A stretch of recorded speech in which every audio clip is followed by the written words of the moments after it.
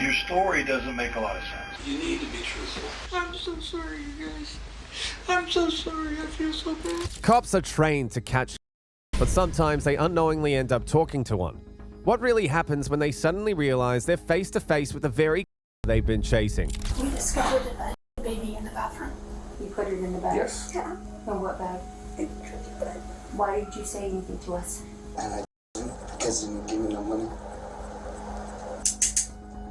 And I buried him in his house. So when you say you lost control, what do you mean? Here are several instances when cops realize they are talking to the starting with the case of this mother who was caught when evidence of her son's passing pointed directly to her. You got some blood drops on your shoes. You're not lying. We got there and but I didn't wait enough for him to get checked out. what it's looking like right now is that we're gonna need to stay with you until we find him. On March the 27th, 2024, deputies from Snohomish County Sheriff's Department responded to an urgent missing person report. The last sighting of 4-year-old Ariel was at 7 a.m. in Everett, Washington. His grandparents, growing increasingly frantic by the hour, reported him missing by 4 p.m. under suspicious circumstances. The initial investigation involved questioning neighbors and checking nearby areas. Several witnesses reported seeing Ariel with his mother, Jeanette, earlier that day. One neighbor mentioned seeing Jeanette and Ariel leave the house around 8 a.m. The deputies find Ariel's mother, Jeanette, at an alcohol rehab center in Seattle, far from her Everett home. Her family has been concerned about her escalating drug and alcohol use, and today, those concerns seem tragically justified. As the interrogation began, the deputies noticed a small but crucial detail that they immediately recognized as a potential sign of guilt.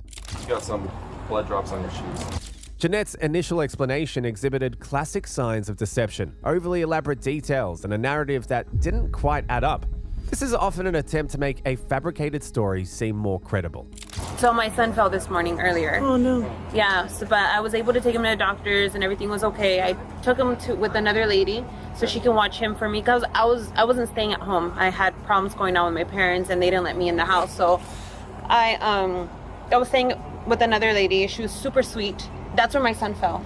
And then, but we left, so I was like, okay, so I went to another lady's house and I told her if she could watch him for me. I wanted to come get, I wanted to fully recover. I'm an alcoholic, so I was like, if you can watch him for me for 12 months, that'd be amazing because I'm not talking to my mom. And she's the one that has just like a notarized paper saying that she has legal custody of them, but I have legal custody of them. She's not letting me see my older son, so that would be really hard. Yeah, I'm a little bit upset about that one. So I'm here now and everything's okay.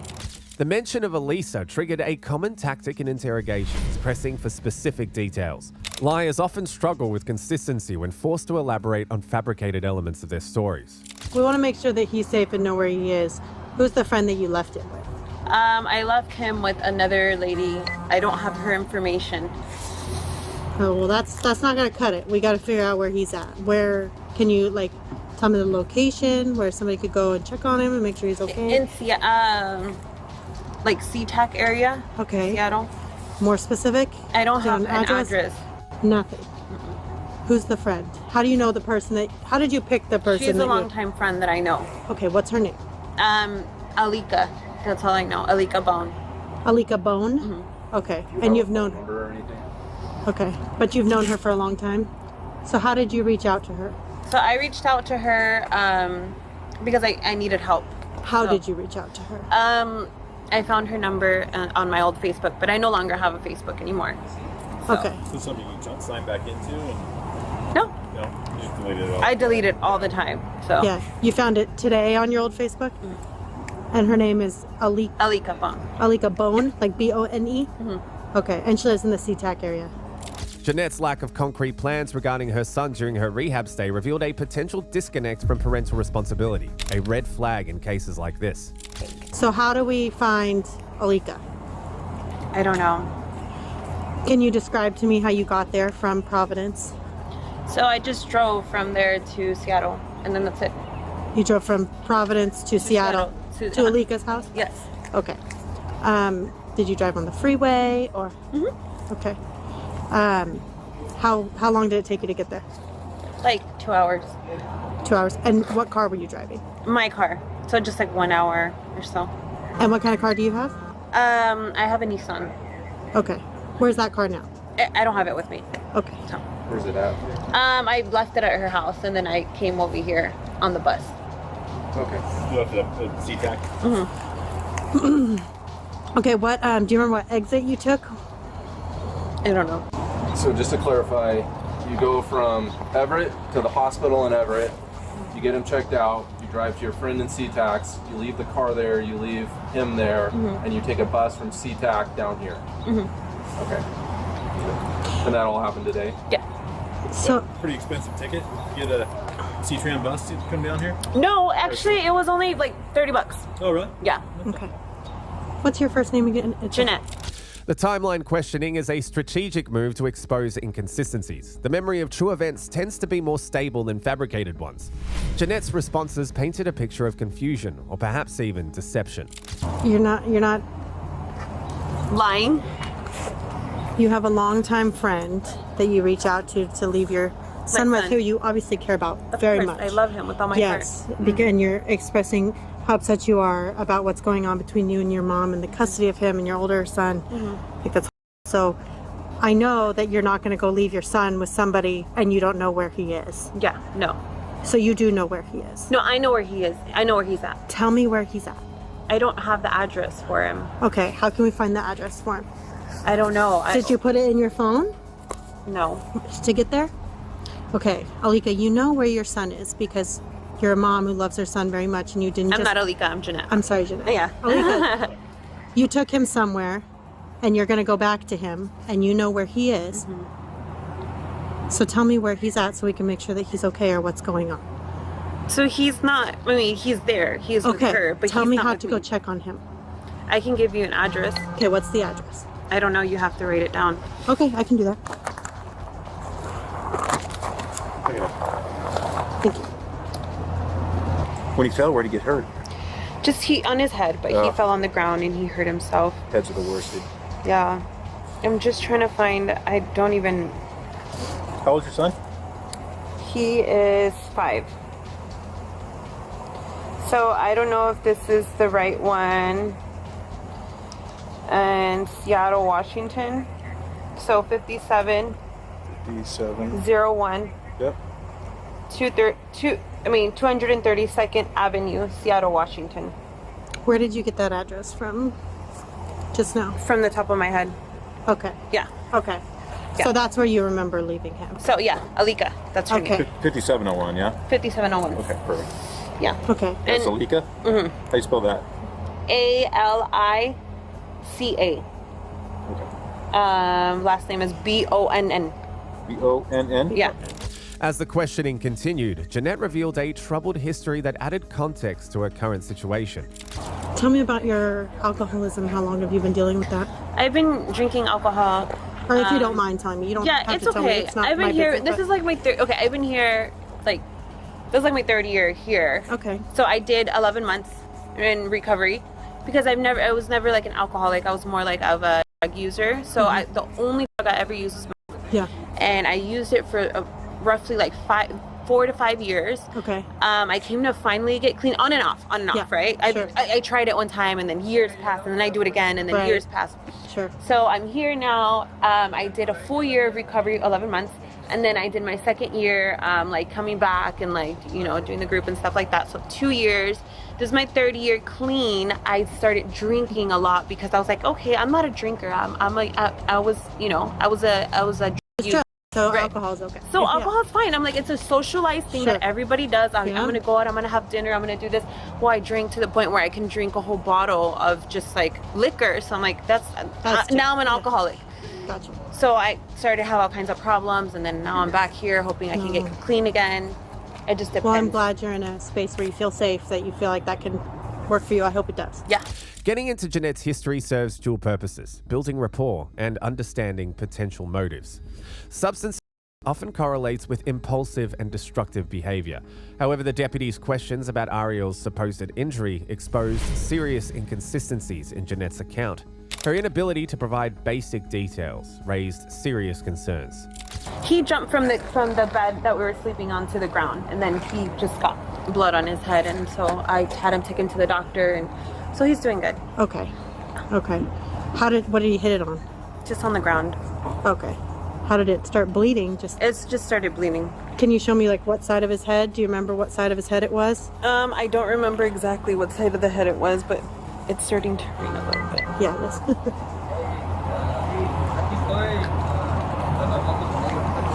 Okay, so you don't, what time did it occur today? Just, like early, like at 10, 11. 10 or 11, okay. Do you know what time it is now? It's already 6:30, or about to be 7. So how long were you guys at the hospital? We were only there for a little bit. I don't even think he got checked. We got there and, but I didn't wait enough for him to get checked out, so. So he didn't actually go back and get checked. Gotcha. Did you actually go inside and check him in? Okay. And then did you tell him you were leaving, or did you did? Okay, you just said he's not going to be seen and left? Yeah. Okay, and how is he acting? He's okay. Yeah. What happened to him when he fell? Nothing. He just cried. Just cried? She was moved to the back of the squad car due to rain drizzling. However, her inability to provide consistent details about her son's injury was. True memories have sensory and emotional components that false narratives often lack. Do you remember when you walked in? Like, can you describe to me when you walked in what it looked like? Just the hospital. Just the hospital. Okay. But can you describe, like, when you walk in the door, where was the check-in? In the front, like I walked in, as soon as I walked in, the front desk was checked in right there, and I said my son had to be seen for something, and then his name and everything. Okay. And that's You're going like this, so you wrote it down, or was there like a check-in thing? Or? There was a check, alright, but I think they checked me in. No. Okay. Yeah. So you didn't write anything on there? Okay. Have you been there before? No. No, that was your first time? That was my first time. When you checked into the desk, was it just an open desk, or just an open was desk. it behind a wall, did they have like a glass wall, or? Just an open desk. Okay. Was there a lot of people in there? Yeah. That's why you didn't want to wait, because it was too long. Do you think he needed stitches or anything? No, he's fine. Okay, you didn't remember where his injury was?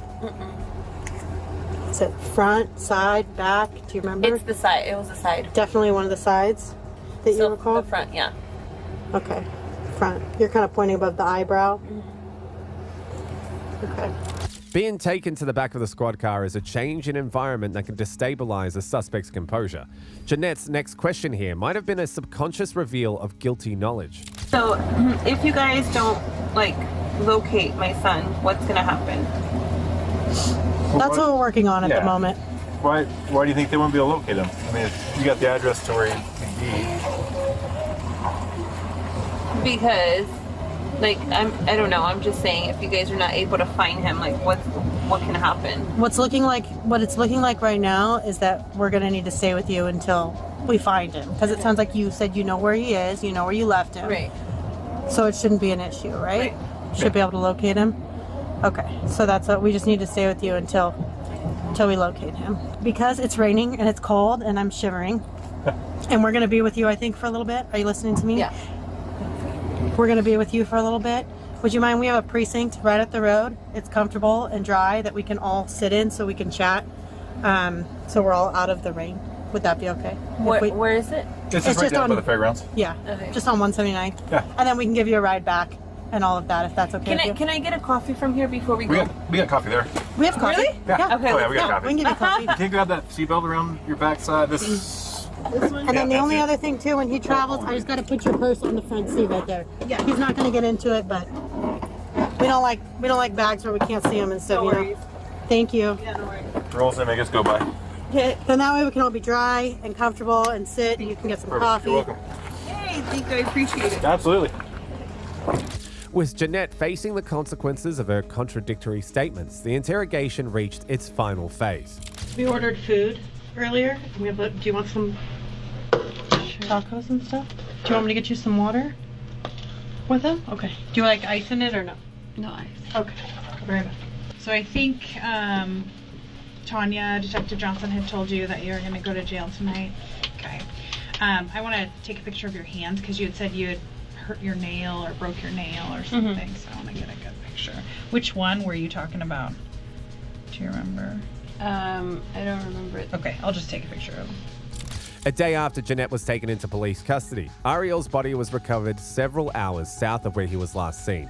Jeanette was charged with first-degree domestic with a weapon and aggravated domestic with the circumstance of a vulnerable victim. Just when you thought a mother's crime against her own child was the epitome of evil, wait until you hear about this next guy's story about his missing wife. A whole new level of messed up. Your story doesn't make a lot of sense. You need to be truthful.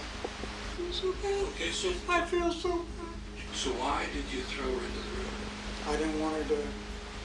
I didn't want her to be cremated. On January the 9th, 2018, Brian Heisler made a report to Harville Police.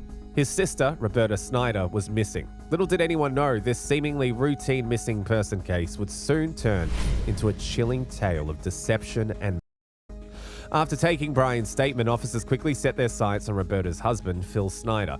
They arrived at Phil's home expecting a straightforward interview. Instead, they were met with a story that would change multiple times over the course of their investigation. You guys okay? I'm okay, yes. Okay. My wife passed away. She choked on her phlegm. She'd been for about a year. She wanted to go down one more time before she died. I think she knew she was gonna die. So where's your wife now? What happened to her? They took her to a place where they cremate people. Okay, and you don't know where that is either? Phil initially informed the authorities that his spouse had passed away 3 days prior during their trip to Graceland. He claimed that upon realizing she was dying, he attempted to signal for medical assistance, but he was told by responders that she would not survive, and he took her remains to a crematorium. This account poses several investigative challenges. The absence of a precise location for the body and the involvement of unidentified emergency personnel makes confirmation challenging. Investigators would typically seek to substantiate this narrative by examining travel documentation and reaching out to emergency services near Graceland. Soon after their preliminary questioning, law enforcement searched Phil's residence. They examined financial records and even inspected Roberta's handbag for evidence before ultimately sitting down with Phil for a second round of questioning. You remember the checkers, passing the checkers? Yeah, I think it could have been checkers, maybe. We're trying to find your wife. You know, Kenny's worried about where his mom is. Here's some glasses. Yeah, here it is. I've been a cop for 40 years. I started in 1977. What I can tell you is that your story doesn't make a lot of sense. So, sir, it's time for you to tell us what you haven't told us so far. I've told you everything I can tell you. And right now, your wife is a missing person. You say she's... During the ongoing interrogation, Phil's behavior began to exhibit signs often associated with deception. He deflected questions, provided ambiguous answers, and tried to steer the conversation. These tactics are frequently observed in individuals attempting to conceal their culpability. It's apparent that the investigators are skeptical of Phil's account of the events. Seeking additional insights, they conducted another interview with Roberta's sibling. During this conversation, his brother mentioned a phone call with Roberta on New Year's Day. After considering the information provided by Roberta's relatives, the authorities decided to question Phil once more. However, in this subsequent interview, Phil's narrative took an unexpected turn. It was at that moment that it dawned on the cops that the they had been looking for had been with them all along. You need to be truthful. It's that time. Did you leave her Graceland? Yes. Yes. Is that where her body is? Is it Graceland? Yes. Can we go down there and get it? But I don't know where. Oh, come on, buddy. I'm so sorry, you guys. I'm so sorry. I feel so bad. But she was on the way down. I'm going to admit that. That's the reason that you didn't see her on the videos, because she was already. So why did you throw her into the river? I didn't want her to be cremated. I wanted her to be with nature. During the interrogation, Phil changed his account. He now confessed to disposing of his wife's body in the Tennessee River, asserting that she had passed away during their journey. It is not uncommon for individuals to modify their stories when their initial falsehoods became unsustainable. The revised story often incorporates elements that the person believes will correspond with the existing evidence. The investigation took a dramatic turn when law enforcement introduced cadaver dogs to determine if Phil was concealing any information. Hey, he's looking at a red bin. There's no body here, but there's a very bad smell in this tote. He came back to it 3 times. During the house search, the cadaver dogs indicated the presence of human remains in a red container. These specially trained dogs are capable of detecting the odor of decomposing human tissue. Their reaction to a red container provides compelling physical evidence that conflicts with Phil's previous accounts. Although no body was found inside, laboratory analysis of the evidence revealed traces of human blood in the container. As the evidence accumulated, Phil became the primary suspect, leading investigators to conduct a formal interrogation. I didn't cut the shirt. I didn't cut any shirt off. Well, the science says that's not true. I carried her out of the house. Over your shoulder? Yeah. Drag her? No. Dad, do you understand what's going on here? Where is Roberta? In the Tennessee River. And the floor of your truck looked like a constellation. It was so bright. You're guilty of something. I'm not. I didn't my wife. The questioning became increasingly challenging for the investigators as Phil introduced a third variation of events. In this version, he claimed his wife succumbed to natural causes, after which he wrapped her body in trash bags and discarded it in the Tennessee River. Repeatedly changing narratives often signals dishonesty, with each new account typically incorporating elements the suspect believes align with the evidence gathered by law enforcement. The officers grew more skeptical of Phil's latest story due to luminol tests that revealed blood traces in the vehicle. They also informed Phil of his failed polygraph, but he maintained his position. With conventional interrogation methods proving ineffective, the investigators opted for an unconventional approach. They recruited undercover officer Joan Bauer to wear a wire, establish a friendship with Phil, gain his confidence, and record any confession. This strategy, sometimes referred to as the Mr. Big or Canadian technique, is employed when standard questioning tactics have been exhausted. It capitalizes on the human tendency to confide in others over time, particularly when a trusting relationship has been formed. Do they have good coffee here? Really? Yeah, I just got divorced in Cincinnati. I got 2 grown kids. I take care of her in the afternoon and all night, and she needs a break from me. We have a fine seat here. You do, don't you? Don't get friendly with him. Oh, really? With that guy there? He's the one his wife's missing. Somebody was telling me about that. That's, yeah. They can't find the body, so they can't charge him. Do you think he did it?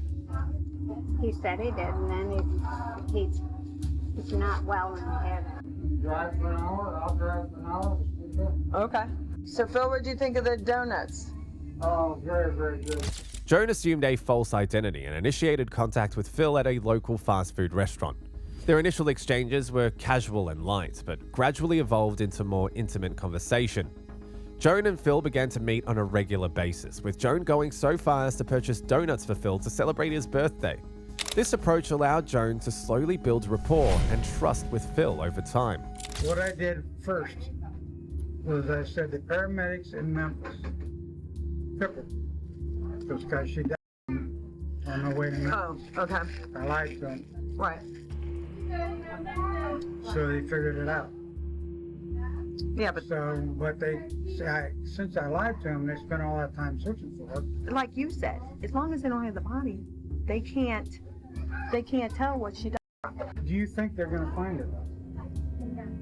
No, because I don't think she's in the Tennessee River.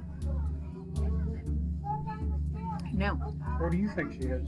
I don't know. I'm dying to know. I didn't do anything. She. Oh, come on, Phil. So what do you think? I hit her in the head with a hammer and killed her? I could if I got mad enough. But I didn't do that. So what do you do with that in the trash? Yeah. You said take it to the dump. Oh, you put her in the dumpster. That's a scenario. I know, but okay. Oh, then she's buried 10 feet deep in garbage now. So you think I whacked her? Did you? No.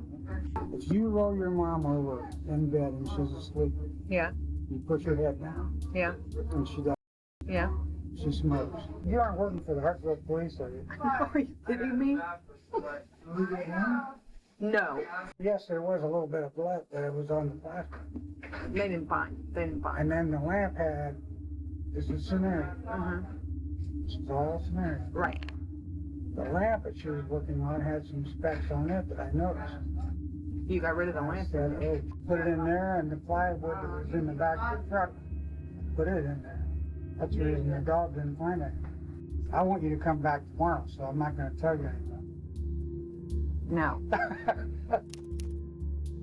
Say there's a marriage of convenience. Then somebody gets $900 a month. Interesting. Bizarre. It's just an idea. I had had enough.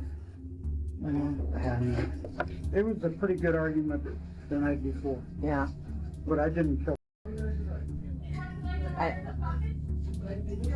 Actually, I kind of did. Yeah, kind of. Yeah.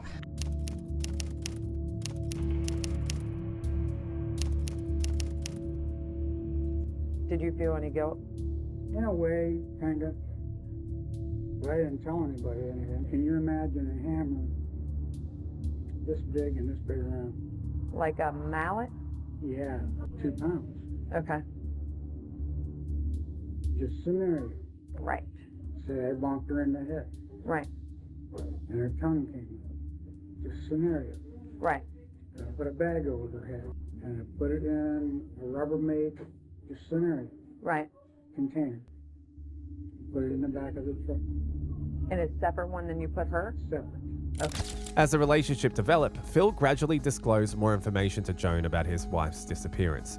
He presented various hypothetical scenarios describing her death, including one involving a hammer and placing her body in a plastic container. Such what-if scenarios often include details that only the perpetrator would possess. Investigators typically compare these specifics with physical evidence they've collected, such as injury patterns on a recovered body or trace evidence found in the home or vehicle. The situation intensified when Phil suggested he and Joan relocate to Cincinnati together. Joan seized this moment to press for the truth, making their move conditional on Phil's honesty. Finally, Phil revealed that he smothered Roberta with a cloth while she was sleeping, then struck her with a hammer. He admitted to covering her head, placing her body in a plastic container, and discarding it en route to Tennessee. This confession, obtained through an undercover operation, provided vital information about the method and body disposal. The mention of a hammer correlated with Phil's earlier hypothetical scenario, adding credibility to his admission. After numerous one-on-one meetings, Joan finally gathered sufficient information to justify an arrest. How are you? Coming up on Hunky Dory. Hunky Dory. Peachy Keen. Step up. You're kidding. Step up. Put your hands right there. Put your hands on. Okay. Both hands. Fun of games are over. All right, Phil. You have the right to remain silent. Anything you say can and will be used against you in court. In the end, Phil Snyder pleaded guilty to and was sentenced to 20 years to life in prison. While some cases are solved through lengthy investigation, others unfold tragically in real time, where a teenage mother gave birth to a baby and carefully concealed it in a trash can. We discovered a baby in the bathroom. How big is the baby? It's full term. What? 9 months? Where did you put the baby at? You put it in the bag? Yes. Yeah. In what bag? Why didn't you say anything to us? On January the 27th, 2023, officers responded to a call at a local hospital. A young woman named Alexi had given birth in a bathroom, and the body was found deceased in a trash can. As they arrived, the tension was high. The officers, initially unaware of the full scope of the situation, begin to piece together the events leading up to this tragic and discovery. So we started working her up. We did a pregnancy test on her, showed positive. She was a 9, that she had. Then she said she had to go to the bathroom. She went to the bathroom. She was in there for quite a while. We kept knocking on the door. Finally, we got her to open the door, and there was everywhere. She was cleaning it up. So we took her back to the room, and I was afraid that she knew she was pregnant. She had done something to herself. So the doctor started doing an exam on her. We had the lady come to clean the bathroom. She put the baby in the trash can, and then she put another clean liner over the top of it. Oh, wow. Okay. So when they looked in there, there was no trash in there, but it was underneath the clean bag. The baby's dead. Okay, we have him in trauma too, but she's a kid. The officers, now armed with this troubling knowledge, prepared to question Alexi. As they entered the room, they were looking for any signs that might betray guilt. However, as the questioning started, they noticed signs of evasion and anxiety. Alexi's reluctance to provide straightforward answers quickly begun to raise suspicions. I'm sorry, there's here. We discovered a baby in the bathroom. Oh my gosh. I'm sorry. He came out at me and I didn't know what to do. Lexi, I told you about this.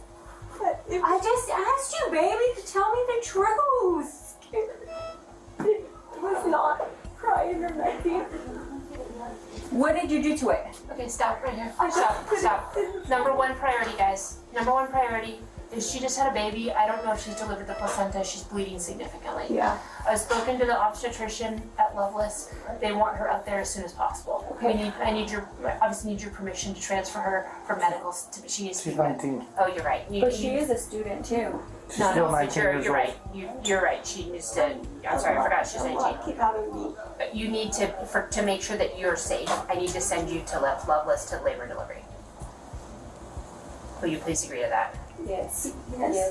Okay, great. I'm gonna work on that.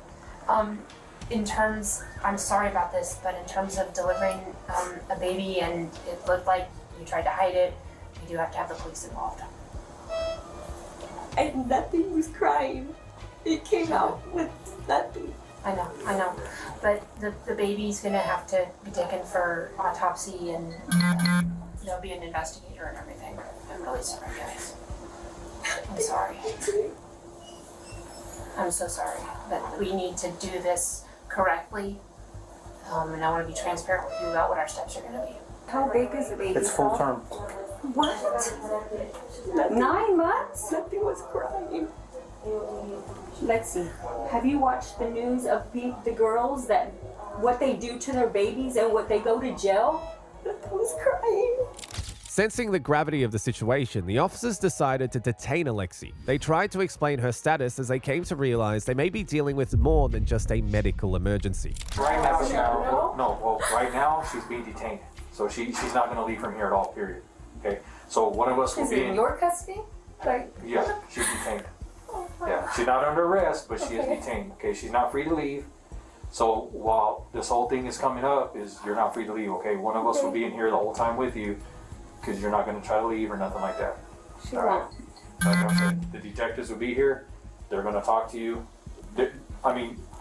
Your care is of the utmost right now. Okay, they're going to do what they need to do to take care of you to make sure you get stable.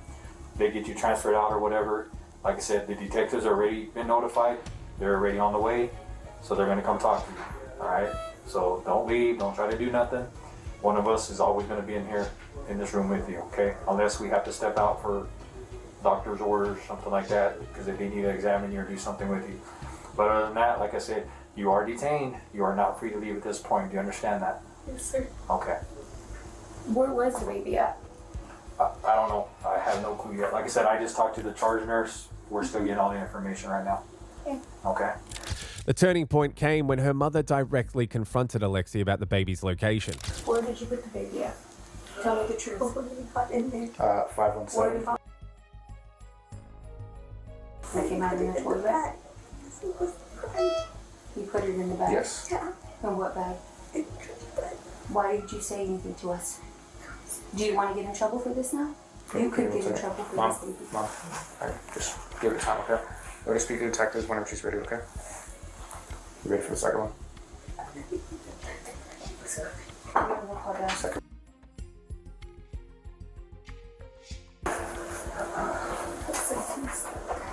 Last three of that second one. The last three of the second one is 333. Let's see. There we go. Okay.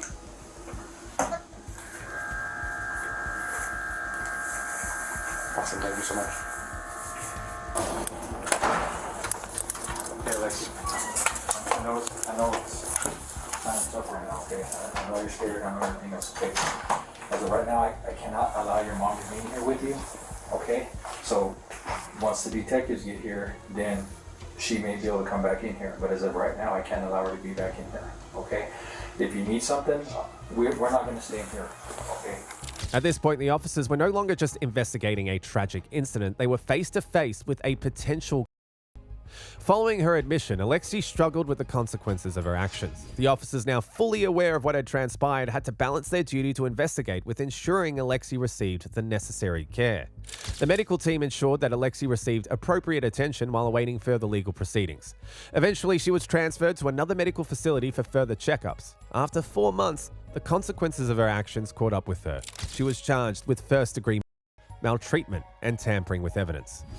While some cases end in swift justice, others remained unresolved for years until an unexpected confession brings closure. And I killed him because he didn't give me no money. buried him in his house. I confess. I don't want to live life anymore without confessing. I killed him with a screwdriver. On May the 1st, 2023, the Roswell Police Department in New Mexico received an unexpected call. Tony Peralta, a 37-year-old local man, borrowed a phone to confess to a he claimed to have committed nearly 15 years ago. The victim, his former landlord William Bill Blodgett, had mysteriously disappeared in December 2008.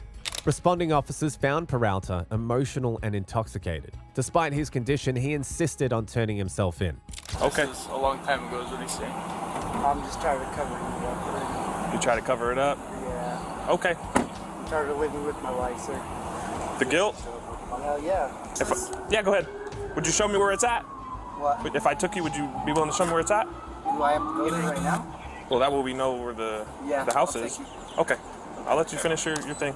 Let's go. Okay. You don't want to finish it? You're good there? Yeah. Okay. Anyways. All right, just hang on, okay? The police took him into custody and transported him to the station for further questioning.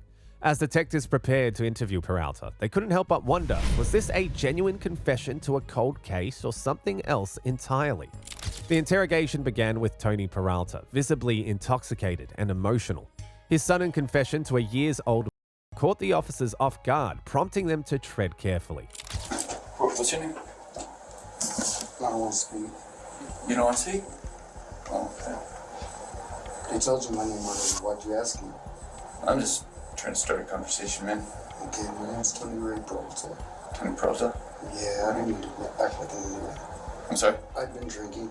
You've been drinking? Yeah. Okay. It's my understanding you called us, is that correct? Hell yeah. You want those off? Yeah.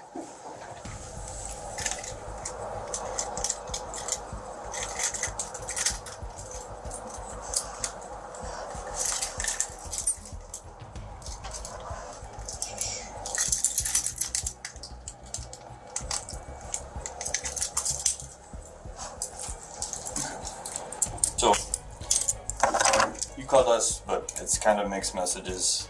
You had handcuffs in I there. killed somebody, dude, and I buried him. Okay. You brought here, are you making, do you feel like you're able to leave if you wanted, or do you want to be here?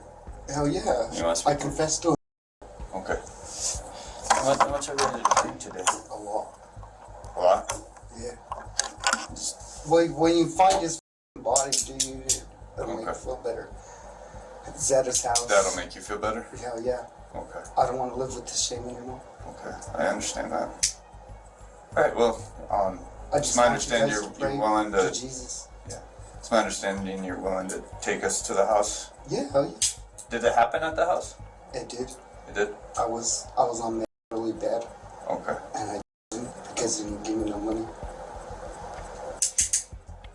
And I buried him in his house. In his house. Do you remember his name? His name was Bill. His name was Bill. Everybody talks about it all the time. Okay. How long ago? I don't know. You don't know? Too long. Been a while. Too long, boss. Don't ever say. Don't nothing that you don't have to. Okay. Alright, Tony, well, tell you what, give me a sec, we're gonna go for a car ride. Do you want to do that?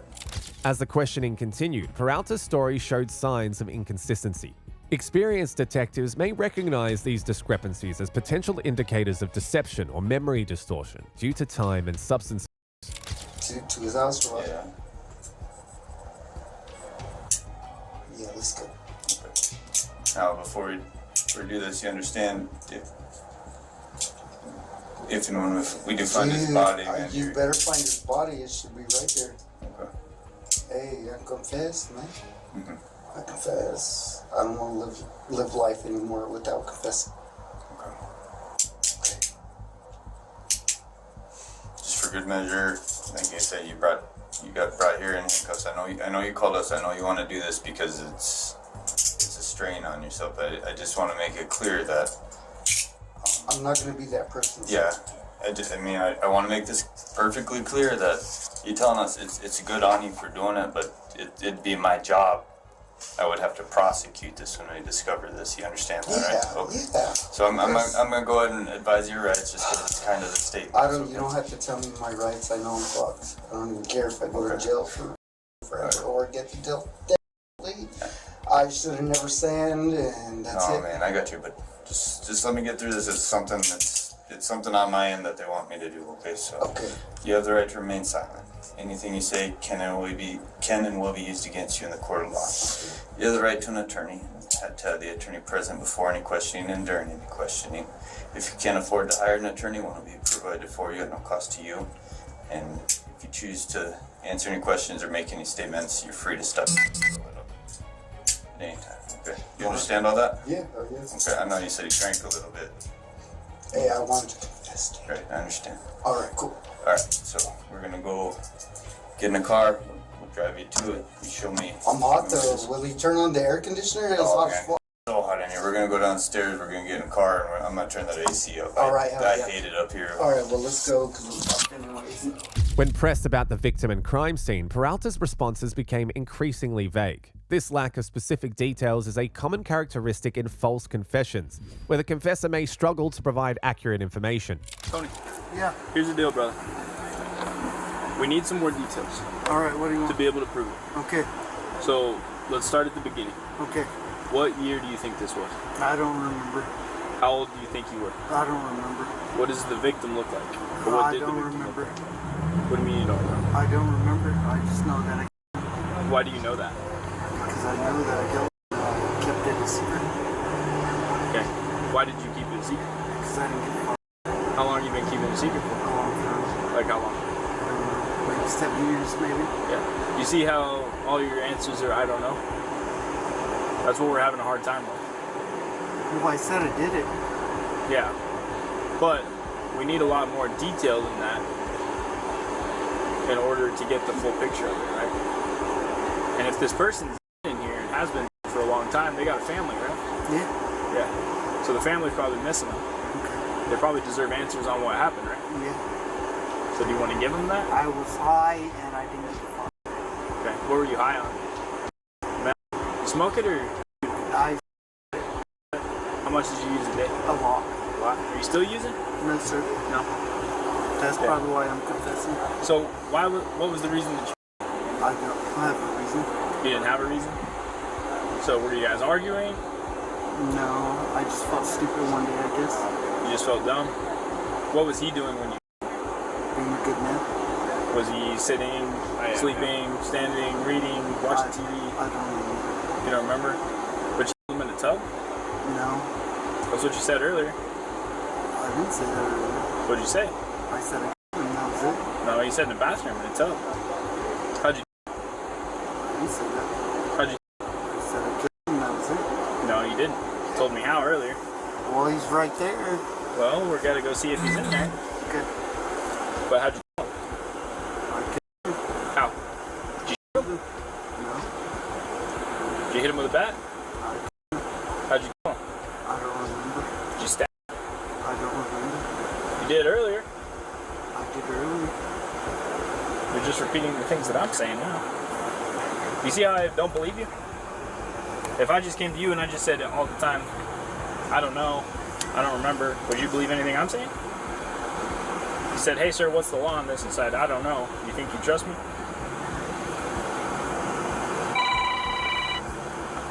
That's why I'm having a hard time trusting you. I know, I said a person is in the house. Yeah? Well, we're gonna go try and find him. Okay. But I don't have the details on where he's at. I told you where he was at. Where's he at inside the house? Huh? The interrogators, detecting potential deception, shifted their approach. They employed a classic technique designed to assess the veracity of Peralta's claims by challenging his commitment to the story. Where did you bury him? On the side house right there. Okay. What part? The part right there? Yeah, but what part of that room? The left side. The left side? Yeah, if you pull the board up and dig them up. Okay. On the left side of the building? Yeah. So that's towards the courthouse? Yes. Okay. Which way is his head pointed? I don't know. Which way are his feet pointed? I don't know. How is he laying in there? He's just down. How deep is he buried? Not very far. Not very far? Nope. Are we talking like inches? Yep. Or like feet? Inches. Inches. Yep. You'll find him. You think he's decayed? Oh yeah. How long do you think it's been? Too damn long. Too damn long? Yes, sir. What was he wearing? I don't remember. Was he wearing clothes? Yes. Or did you bury him naked? I buried him with clothes. With clothes? Yes. Did he have shoes on? I don't remember. Did he wear glasses? I don't remember. What type of person? Was he white? Was he Hispanic? I think it was white. Black? I don't know. You don't know what he was? Mm-hmm. And you don't know his last name? No, sir. How old do you think he was? Old. Like how old? I don't know. Like if you had to guess. How old are you? 37.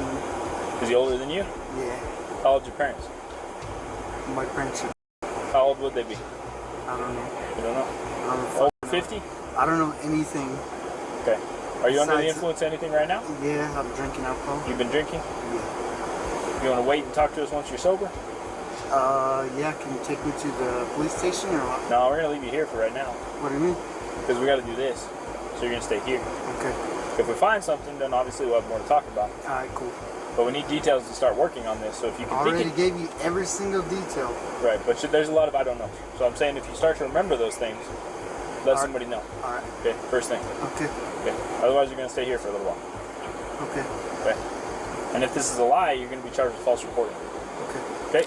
A new officer, Gino, took over the interrogation. His change in demeanor was a calculated move aimed at building rapport and potentially lowering Peralta's psychological defenses. Do you like onions? I got them without because I hate onions. I know how some people are. You either hate them or you love them. Have you been here for a little while at the police department? Mm-hmm. My name's Gino, by the way. They just called me in. It's nice to meet you. You too, sir. Is that good? Is the hamburger good? It's McDonald's, but it is what it is, right? So they already read you your Miranda rights. You're aware of all that stuff. Yeah. I'm gonna let you know again, okay? It's something that we have to do. Yeah. But you have the right to remain silent. Anything you say cannot be used against you in the court of law. You have the right to talk to a lawyer and have him or her present with you before or during questioning. And if you cannot afford to hire one, will be appointed representative no expense. Alright. Do you understand all that? Okay. What time did you call the police department? Yeah. Yeah. Okay. Tell me what happened, man. I got somebody a long time ago. Okay. Why? What happened? I don't know, sir. I've been told his name is Bill. But it's really William, right? I don't know. You were living with him at the time? Okay. Back then, you guys had some kind of issue. Was it about a wallet? No? Do you remember what happened? Why? I just remember I just needed to confess. That was it. Okay. How did you do it?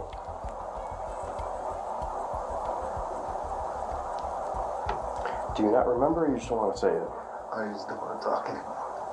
Okay.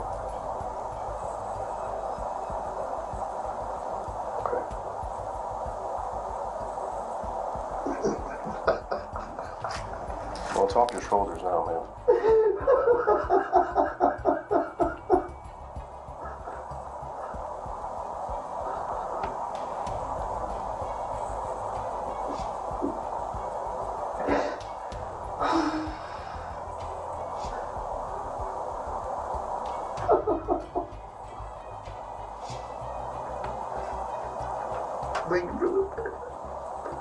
You're welcome. Gino's probing led Peralta to provide crucial information about the weapon. In true confessions, such specific details often emerge as a subject's guilt compels them to unburden themselves. You know, I wasn't around back then, 2009. So, you know, my own curiosity is, you know, I want to know. And, you know, I can read the reports from back then, and that's why I said the wallet thing, because that's what we were told. I know he was an older guy. I know that you were living with him, right? You guys were roommates. He owned the place, right? I know. But he allowed you to stay there, like you were kind of renting. Did you pay him money to live there, or? I don't remember. He just, okay, but you guys were living together. All right.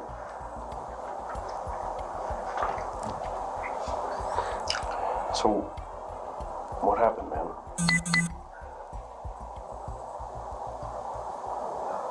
I don't know. Do I look familiar to you? No? You look real familiar to me. I feel like we've talked before. Maybe I've just seen you around town.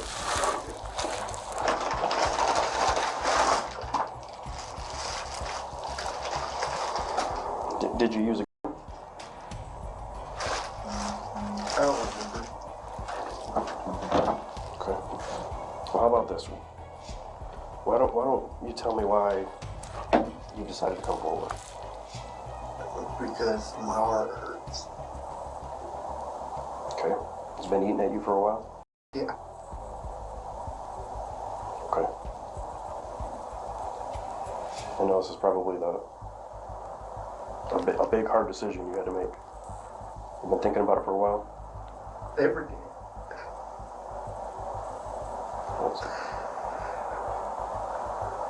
Yeah, I've never been in that position, but I can imagine how hard that decision was to step up and... At least nobody doesn't have to worry anymore.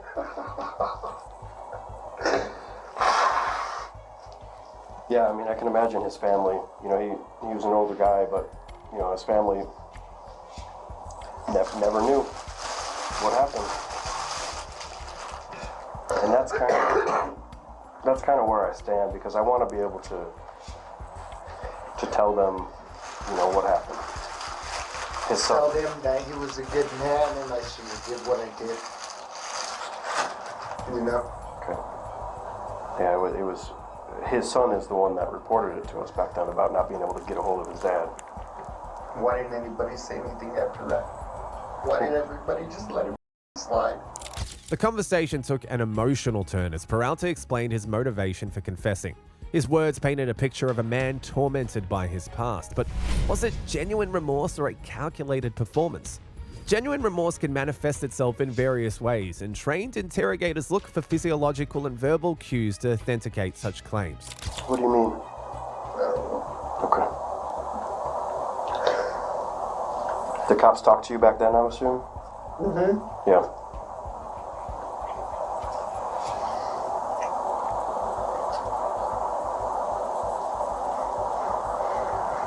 Give me little details, Tony. What happened? Do I have to speak or what? No, you don't have to, man. I'm just talking to you. You don't have to tell me anything. You don't. You don't. I just want to know the story. I'm sure the family wants to know the story. You know, things... He was always good to me, and I took his life for no reason. And I don't have an excuse. What did you A lot of people have an excuse. I don't have one. What did you use? I don't remember. Do you remember if it was some type of weapon or your hands? I don't remember. All I know is that I buried him and I shouldn't have. One of the officers told me that you had said it was some type of sharp object. Maybe like a knife or a screwdriver or something. I don't remember. Okay. And again, you don't have to talk to me, but please don't lie, because there's no reason to lie anymore, right? With the screwdriver. Okay. And is that screwdriver around anywhere? No. Okay. Because I know it's been a long time. Yeah. You got family in town here? Yeah. That's why I wanted to confess, for they don't, nothing happens to them. It was my fault for my sin, Nobody else should suffer except this. Your parents still around? No. Okay. So no reason. All right. In the final moments, Peralta made a statement that significantly impacted the case. Investigators knew that such last-minute revelations can either corroborate the confession or expose its falsehood. I kind of went back there and looked at it in the area. There's some cross members on the floor. Were those there when when you put him in there? No, Okay, so it was just an open space at the time? I don't remember. You don't remember? It was in what? Like cross members, you know, like if you were to pull up the floor, there's like joists, like braces. Uh-huh. You know what I'm talking about? Like that go diagonal that the floor sits on? No, Those weren't there? I don't remember. Okay. Did you have to, let me say this, did you have to dismember his body to get him in there, or did you just put him in there whole? I don't remember. It was a long time ago. See, Anyways, I already confessed, man. No, well, see, I need to know this information because I'm going to go and dig him up, all right? I thought they already dug him up. No. We went over there and looked at it. We haven't even got started yet. Are they going to take me to jail? It's a process. I don't know, man. I don't know. We have to talk to the district attorney's office. So I'm going to be stuck here all night or what? No, not all night. No, but we got to talk to the DAs. They're the ones that ultimately make the decision. But those cross members, you know, like there would be no way to put him in the ground without dismembering him. That's just my curiosity is what I'm facing. Okay. All right.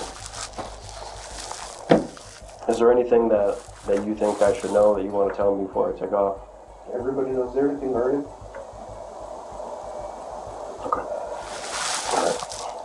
I'll come back in a little bit, Tony, and let you know what's going to happen, okay? Okay. Despite his confession, detectives initially doubted Tony Peralta's story, suspecting he might be fabricating details. However, after verifying his claims, they confirmed his involvement and arrested him. Peralta was charged with first-degree murder for the 2008 of his landlord. In 2023, he was sentenced to 15 years in prison after pleading guilty. The echoes of one confession closed, only for another to ring out unexpectedly during a routine wellness check in Independence, Kentucky, where a man shockingly confessed to taking his girlfriend's life after taking out an insurance policy in her name. Is Amberly here? Amberly? She passed away. I lost control. Lost control? What made you lose control? I don't know. So when you say you lost control, what do you mean? On December the 15th, 2022, police in Independence, Kentucky responded to a wellness check for Amberly Harris. What began as a routine call took a shocking turn when Tommy Powell answered the door. His immediate confession caught the officers completely off guard. Is Amberly here? Amberly? She passed away. What? You did what? What? Where is she? Just put her in. Where is she? Watching something. She's in the back. Powell's calm demeanor contrasted sharply with the gravity of his admission. He willingly directed police to the victim's location, raising immediate concerns for the responding officers. As officers secured the scene, they took Powell into custody. His unusually composed state during the arrest prompted the officers to proceed with caution. In the initial moments after his detention, Powell voluntarily provided critical information about the weapon, a key piece of evidence in any investigation. When did all this just happen? Sunday night, Monday morning, Sunday. Monday morning. There's a in one of the rooms down. Now he's down in the bed. As Powell was transported to the police station, he continued to make unprompted statements about the crime. These admissions, made before any formal questioning, would prove valuable to investigators. Do you want to tell me what happened here? We're fighting. She's trashing my shit again. Okay.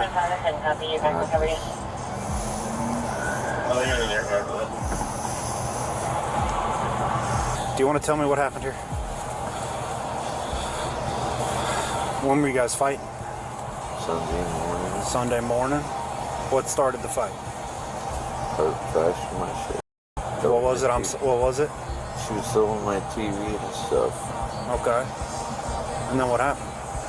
I lost control. You what now? I lost control. Lost control? What made you lose control? I don't know. Are you okay? No.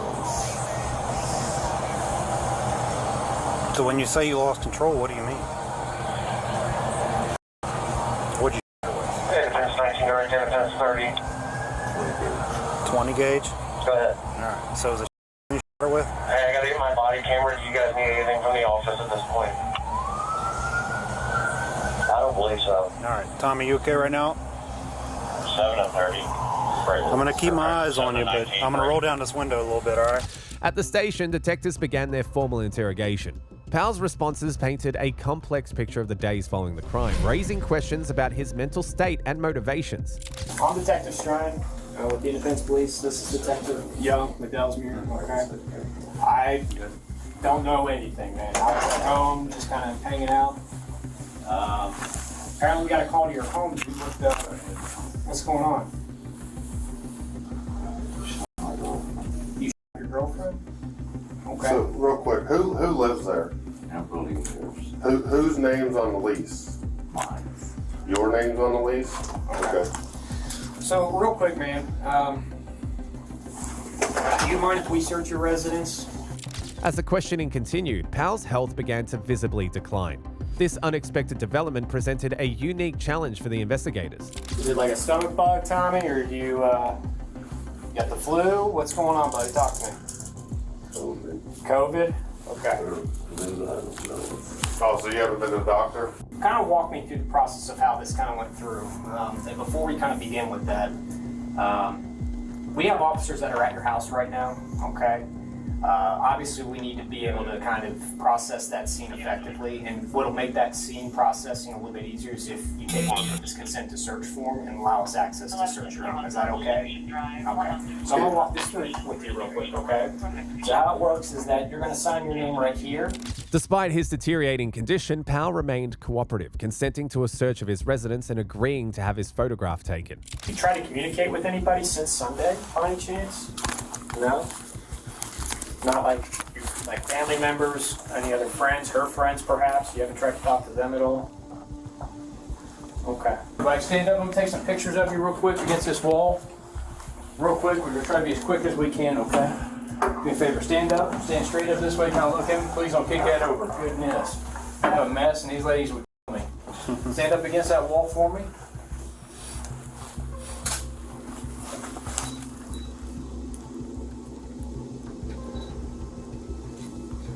See what happens here. Powell, who appeared disoriented and claimed to have been in shock for days, was later taken to the hospital for evaluation. Throughout the investigation, officers processed the crime scene, uncovering the full extent of the act. Further investigation revealed that Powell had taken out $20,000 in an insurance policy in Harris's name just a month before cutting her life short, naming himself as the beneficiary. In court, Powell pleaded guilty to the charge and was sentenced to life in prison in June 2023. Just when one scary story ends, another one was about to start in a place no one expected, where a complaint about cold food led the cops to discover that they had a on their hands. Come over here, I'm gonna have you sign this real quick. I said I'm not under arrest. No, you're not. Yeah, just come over here, I'm gonna have you. No, I'm afraid of y'all, sir. Yeah, come on. No, let's get it. On May the 8th, 2022, police responded to a disturbance call at a McDonald's restaurant. What began as a routine complaint about cold food would soon reveal a far more sinister situation. The officers arrived and began questioning Antoine Sims, the customer involved in the dispute. As interrogators know, initial statements often contain crucial details that may seem insignificant at first. What's up, man? We the ones that called. Okay, what's up? Basically, we went in there, purchased some food. I guess it's something wrong with their server. A lady before us tried to order on the little box thing. She said that wasn't working. He had to stop us from ordering and go help her. Okay. So he probably frustrated at work. You know what I'm saying? That's the whole scenario from what I get. So why'd y'all call? So like what happened? Because we ordered the food. He couldn't print us a receipt. Okay.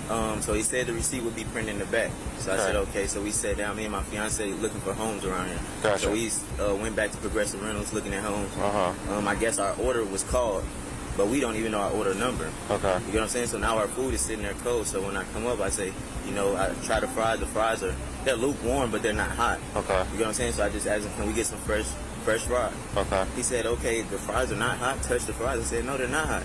And at this point, you done touched them, so yeah, can I just get a fresh set? Okay. So is he getting the fries? And I said, can I also get the receipt? That was 5 minutes ago. Yeah. You know what I'm saying? Excuse me, sir. 5 minutes ago, I can run my store however I want to run my store. Okay. This Sir, I didn't pay. He said, matter of fact, you can leave my property. Get off my property now. Or you can come and get, I do a refund. I say, sir, with Cash App card, it's 3 to 7 business days to do a refund. Just give me my set of fries and my receipt. That's what you're supposed to do anyway when I pay for my order. Okay.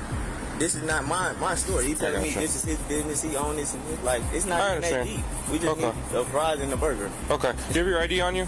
No, sir. Okay. Well, I'm going to have to get your information. Okay. What's your last name? Sims. S-I-M-S? S-I-M-E-S. E-S. And first name? A-N-T-O-I-N-E. O-I-A-N-E. A-N-T-O-I-A-N-E. What's your birthday?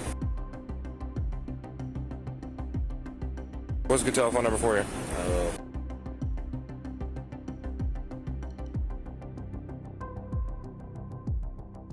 All right, so I'm going to go ahead and let you know he called as well. So y'all both called. Yeah, we both called right So now. I'm going to go in and talk to him. Hey, Carl, will you hang out with him? All right, he's going to hang out with you for a second. Okay, I'm going to go and talk to him real quick.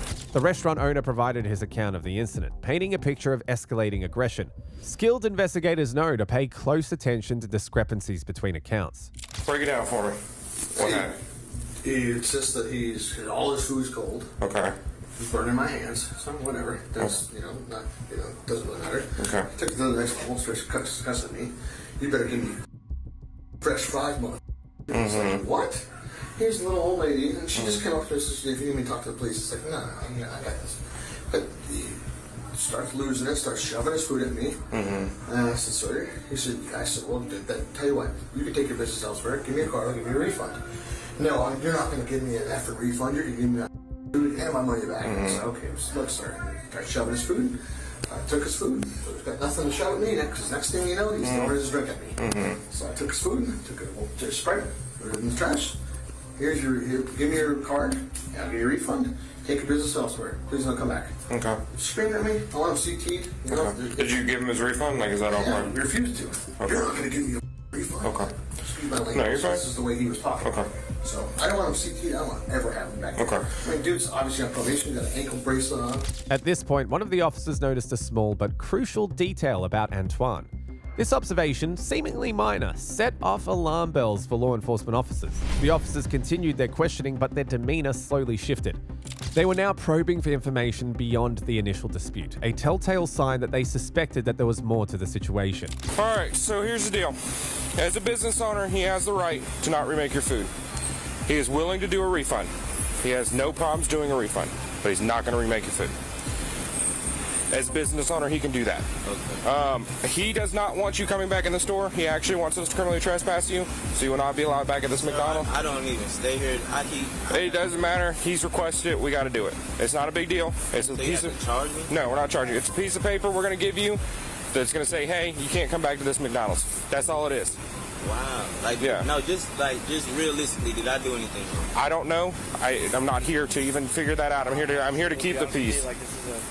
Yeah, this is completely civil. So Yeah, okay. If you want to complain about it later on. No, I don't want to complain about it. No, so it's fine, man. I'm just don't understand what I did wrong with this. No, you're good. Do you have CT forms? I was okay. I have CT forms. That's fine. It's not a big deal.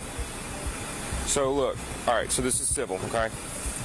As a business owner, he has the right to refuse service to anyone he chooses to refuse service to. Just like if you owned a business, you have the same right to do the same thing. Exactly. If you owned a physical business, like you didn't have you can CT whoever the hell you want. You can do whatever. Yeah. As long as it's within the law, and that's within the law, okay? All right, so hang out with him. I'm going to get that form. It's a simple form that says, hey, just don't come back to this McDonald's. Now, I'll tell you, if you do come back to this McDonald's and we get caught out here, you go to jail. I'm not. All right? I'm not. I got it smart. So, you cool with the refund? Yeah, so I just got to go in there and tap my card. Yeah, I will get that in just a second, okay? A routine background check revealed alarming information about Antoine. This was the moment when the officers realized that they may be dealing with a dangerous individual, not just a disgruntled customer. Hey, I don't know if you pulled him, but he's being slick over here. He's got a big damn ankle monitor on. I gotcha. I know, I gotcha. No, you're good. Oh, he's gonna do the refund, so I'll get you the card here in a second. Okay.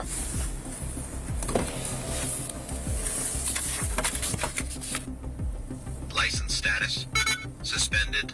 24.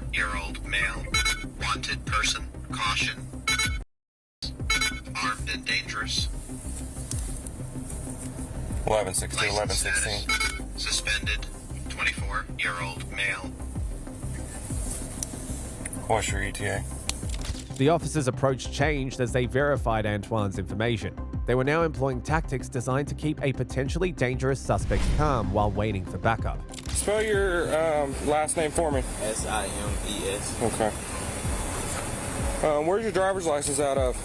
I don't have it. Okay. I think my mother's Okay.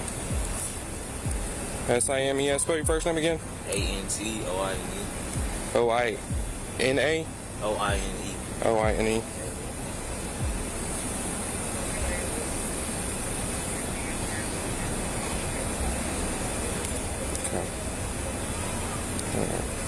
So I'm basically just banned from here. Correct. Not Kennesaw. His name. Their name? I can't remember. Yeah, so we got new forms, so I don't know. His name here, and then the manager's name. That's what I thought. So he's the manager or somebody else? He's the owner. He's the owner of this.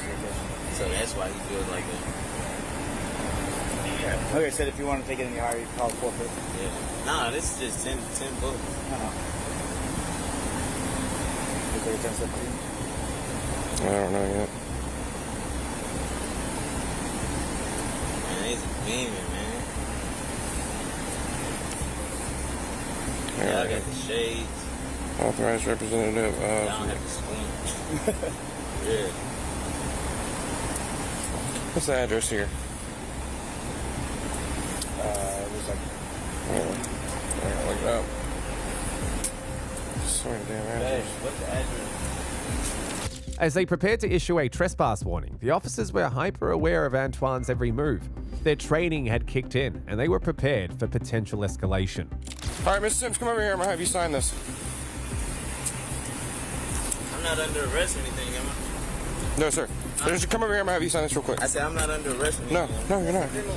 Yeah, just come over here. I'm gonna have you sign this real quick. You have to sign it saying that you're not going to come back to the property. So you'll fill this part out. Can I see it, sir? Yeah. You come over here, man. No, I'm afraid of y'all, sir. Why are you I just afraid? did 3 years, sir. I'm afraid of you. All right, I'm gonna walk you through. Why are you doing that? I know how to fill it out. Why are you doing that? Suddenly, the situation exploded into action. The officers' earlier suspicions were confirmed as they found themselves dealing with a far more dangerous scenario than a simple restaurant dispute. No, let's win again.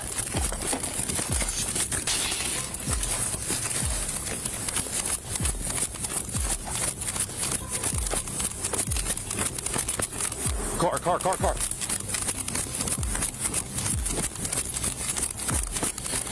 6-2 Kennesaw, call cop.